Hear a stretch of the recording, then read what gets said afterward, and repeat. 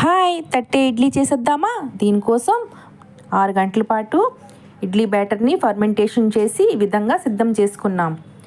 ఈ విధంగా అంతా చక్కగా కలిపి ప్లేట్కి ఆయిల్ గ్రీస్ చేసుకుందాం. 2 గరిటెలు ఇడ్లీ బ్యాటర్ని ఈ ప్లేట్లోని వేసుకుందాం.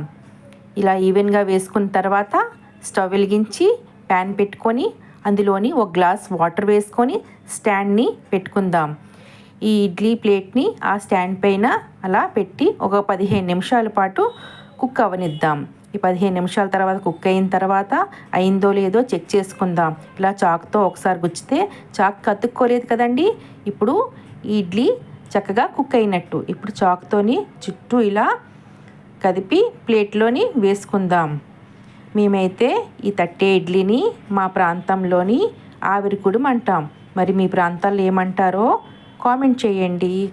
చూడండి, సుత్తి మెత్తటి దూది కన్నా మెత్తగా ఉండే తట్టే ఇడ్లీ ఆవిరికుడుము సిద్ధమండి.